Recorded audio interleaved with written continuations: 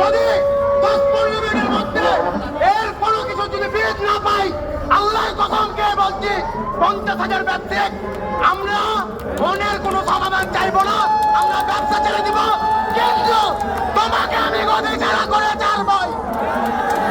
জুলাইয়ের গণঅভ্যুত্থানে শুরু হয়েছিল ঠিক এভাবেই। বাংলাদেশের সাধারণ ছাত্র জনতার কথা মেনে নেওয়া হয়নি। লাস্টে শেখ হাসিনার কিন্তু পদত্যাগ করিয়ে দেওয়া হয়েছিল। যদি তুমি মনে করো 2, 4, 5, 10 কোটি 20 কোটি টাকা খেয়ে তুমি ভালো থাকবা, তোমার পাপ লেগে যাবে। তোমাকে যদি বিদেশি ইনফিনিক্স আর টেকনো কোম্পানি তোমাকে যদি 20 কোটি দিতে পারে, আমরা 30 কোটি টাকা দেবো।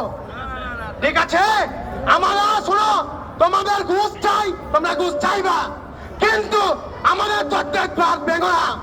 তোমাদের কারণে বাংলাদেশের 64 জেলার মানুষ এবং ঢাকা জেলা সম্পূর্ণ কিন্তু কেঁপে উঠবে ভাই।